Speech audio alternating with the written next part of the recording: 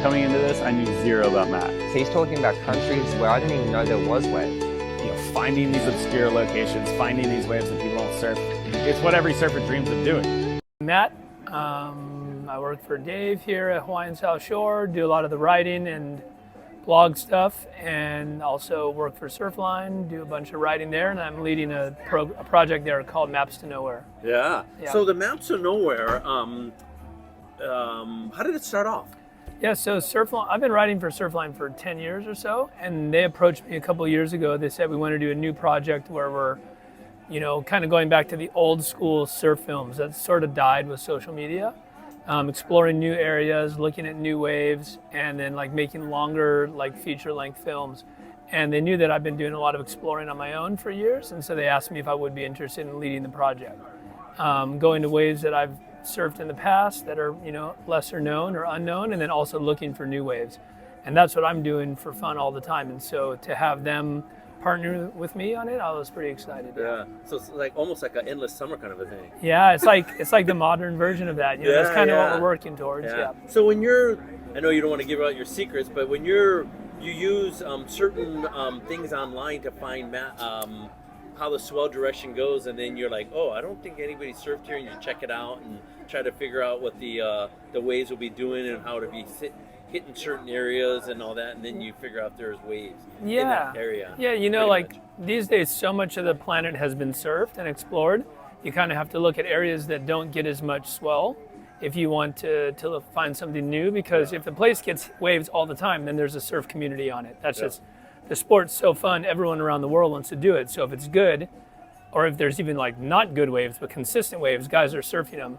So what I'm starting to look for are areas that are either really logistically difficult to get to, maybe they've been closed for quite a long time for political reasons, or maybe they're just, nobody travels there. There's no flights or boats that go there, and they've just recently opened up.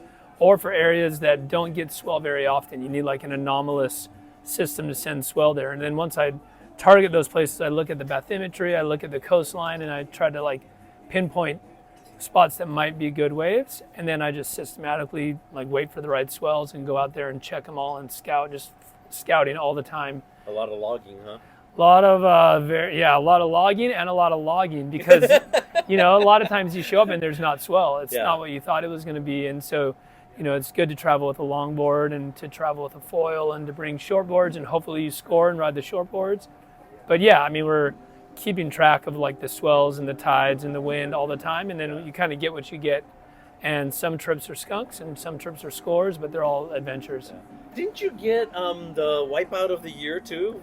I didn't win. When I didn't win Wipeout of the Year, but I had a couple nominations back at Mavericks and another spot in Chile a few years back. I seen the one, I think, for Mavericks. How big was that? I don't know. It was 18 to 20 foot or so. Yeah. My buddy Trevor, he just went to Mavs this week, and I think he got one that'll beat mine. I think if they still had that award, he probably would have won.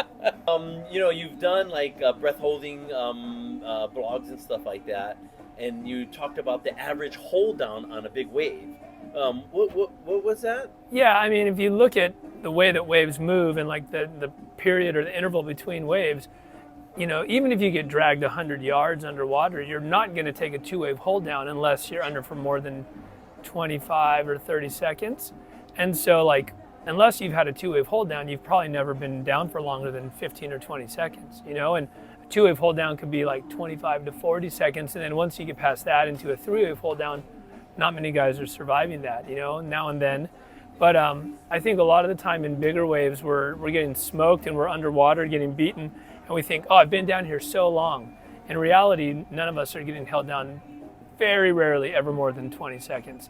And everybody can hold their breath 20 seconds. And so when you have that awareness and you just relax, and of course your heart's beating harder than normal because you're getting pummeled and you've been paddling. And so you don't have as long of a breath hold as you normally would, but you definitely can survive 20 seconds. And that's what I just try to remind everyone that I teach in breath holding classes is you can handle it. It's just, can your mind handle it? Can you stay calm and relax instead of panicking? So what do you do to stay calm and relax when you're... Oh, sometimes I just flop and enjoy the ride, or sometimes if it's a bad one, I'll just count 1, 1,000, 2, 1,000, remind myself how short I've been down there. It feels so long, but when you're counting it, you realize you've only been down 10 or 15 seconds. Or sometimes you can count like how many times you get flipped underwater, or I'll Well, open my eyes. that's because you're used to it. After you get like even one flip, you're just like, oh my God, you're Yeah. flipping out in your head. Well, it's just anything to distract yourself from the fact that you're still underwater. Yeah. Because if you don't think about it, then it doesn't seem like so long. But if you're thinking like, oh, like I'm never going to get to the surface, you just need something to distract you. When you're thinking about the surface, that's when you feel like you're never going to get there. Yeah, no, that's a good point. I mean, like when you're waiting for, I don't know, if you're at a store or at a bank and, they're usually taking, maybe a minute, but it feels like a real long time if Exactly. you're thinking about it.